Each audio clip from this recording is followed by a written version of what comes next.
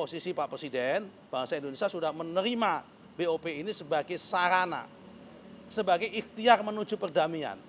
Setidaknya ikhtiar ini dicoba dulu. Jangan sampai ikhtiar dan usahanya belum dilakukan, sudah diminta untuk keluar terlebih dahulu. Kalau seandainya ada yang menawarkan kita mendesak keluar dari BOP, terus tawarannya kita meja berunding dalam rangka menciptakan perdamaian itu di medan apa, di forum apa. Karena forum untuk melakukan perundingan perdamaian di Palestina dan Gaza, itu satu-satunya hari ini adalah di BOP. Karena itu Indonesia dengan 8 negara bersepakat dalam rangka untuk itu. Assalamualaikum warahmatullahi wabarakatuh. Waalaikumsalam. Alhamdulillah Bapak-Bapak sekalian.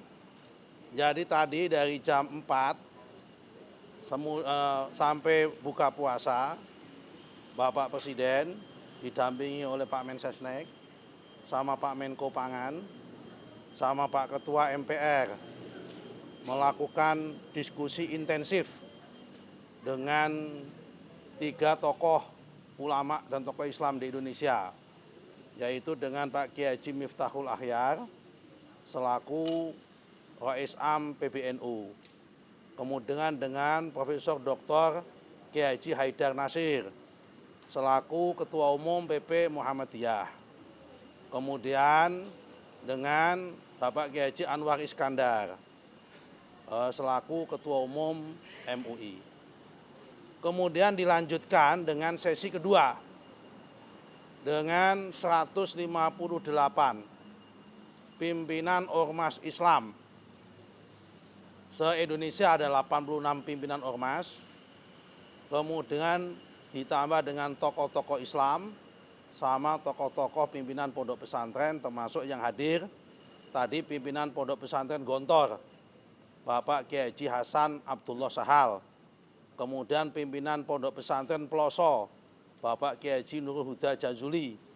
Bapak pimpinan pondok pesantren Tebu Ireng, Bapak Kiai Haji Abdul Hakim Mahfud. Pimpinan pondok pesantren Lirboyo, pimpinan pondok pesantren Darun Najah, pimpinan pondok pesantren Al-Bahjah, dan hampir semua pondok pesantren yang besar di Indonesia. Termasuk kita undang sebetulnya Habib Rizik Syihab, tapi beliau tidak hadir, mewakilkan kepada 2 menantunya, yaitu Habib Hanif Al-Atas sama Habib Muhammad, menantunya beliau. Dari diskusi tadi, intinya Bapak Presiden menjelaskan 2 hal. Pertama, masalah geopolitik dan geoekonomi secara global, terutama yang menyangkut tentang krisis di Timur Tengah, baik di Gaza maupun Palestina, maupun kondisi kekinian yang ada menyangkut bagaimana pasca serangan daripada Israel dan Amerika terhadap Iran, dan kemungkinan dampak-dampaknya terhadap Indonesia. Kemudian yang kedua menjelaskan kondisi kekinian tentang ekonomi dan sosial keadaan yang ada di Indonesia. Dari pertemuan tadi, para ulama, para pimpinan ormas Islam bersepakat untuk menjalin komunikasi yang intensif serta memahami sikap-sikap yang diambil oleh pemerintah Indonesia, oleh Bapak Presiden, dan kemudian mengambil satu kesimpulan, berharap kepada pimpinan ormas, tokoh-tokoh Islam ini bersama dengan Bapak Presiden dalam satu barisan untuk bersama-sama memperjuangkan perdamaian di Timur Tengah, terutama juga meredakan ketegangan. Jangan sampai perang terjadi antara Iran dengan Amerika, serta akan berdampak terhadap gejolak di Timur Tengah. Saya kira itu. Selebihnya Bapak Sesnek. Cukup? Cukup lengkap. Ada pertanyaan? Terima kasih ya.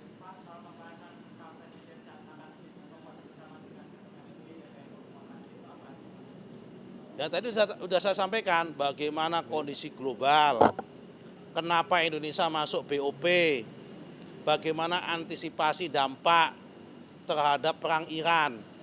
Jangan sampai perang Iran berdampak terhadap krisis yang ada di sini, baik itu krisis pangan maupun krisis energi. kemudian menjelaskan kenapa Indonesia tanda tangan terhadap ART, ya kan, Agreement Reciprocal Trade dengan Amerika dalam rangka untuk membalancing perdagangan dan sebagainya. Yang di luar sana dianggap Indonesia tidak berdaulat, terlalu menguntungkan kepada Amerika dan sebagainya. Semua sudah dijelaskan sama Pak Presiden, yang intinya kebijakan itu ada win-win solution. Karena Indonesia dianggap surplus 24 miliar US dollar terhadap perdagangan dengan Amerika. Daripada kita kena tarif tinggi, kalau kita kena tarif tinggi 32%, berarti produk-produk Indonesia di Amerika lebih mahal 32%. Karena itu supaya produk-produk Indonesia kompetitif di Amerika, itulah menjadi latar belakang kenapa Indonesia menerima Reciprocal Trade tersebut, Agreement, ART. Yang itu adalah impornya bukan impor barang baru. Sebetulnya selama ini sudah impor BBM, sudah impor kedelai, hanya selama ini impor BBM-nya ngambil dari negara Gabon, Nigeria, dan Timur Tengah, dipindahkan ngambil dari Amerika. Kemudian kedelai, selama ini ngambil kedelai dari Brazil sama dari Argentina, dipindahkan ngambil kedelai dari Amerika untuk dalam rangka mengurangi tarif dari Amerika ke Indonesia. Cukup? Terima kasih. Oke, terima kasih. Terima kasih.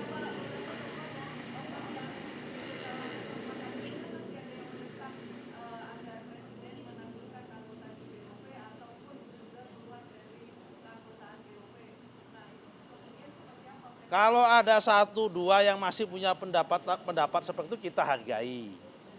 Tapi kita kewajiban sebagai kepala negara, Bapak Presiden berkewajiban untuk menjelaskan seutuhnya.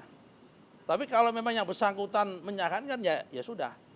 Ya namanya kita hargai sarannya.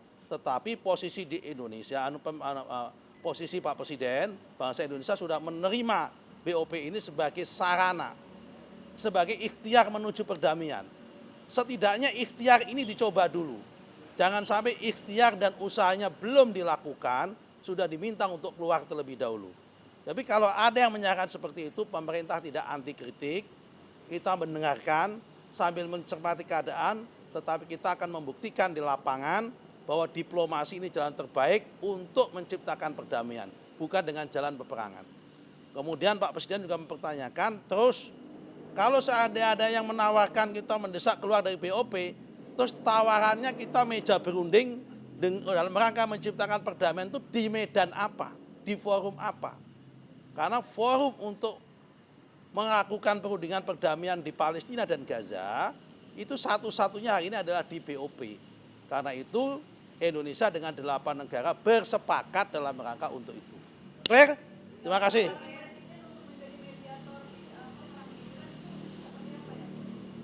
Sambil melihat keadaan tadi disampaikan, prinsipnya Bapak Presiden menginginkan adanya pertemuan dengan Iran untuk menjadi mediasi dan Iran membuka diri, dan kemudian langkah-langkah yang diambil Pak Presiden itu mendapat support dari beberapa negara Timur Tengah dan negara Islam lain, termasuk dari Pakistan, termasuk juga dari UAE, tetapi tentunya ini menjadi wilayahnya Bapak Menteri Luar Negeri yang berhak untuk menjelaskan. Tetapi tadi dijelaskan upaya Bapak Presiden mendapatkan support dari negara-negara, pemimpin-pemimpin negara di Timur Tengah lainnya. Intinya Pak Presiden bersama 7 pemimpin negara yang tergabung dalam kelompok 8 itu menginginkan adanya perdamaian. Jangan sampai perang berlarut-larut terutama di Iran maupun di kawasan Teluk dan sebagainya. Terima kasih.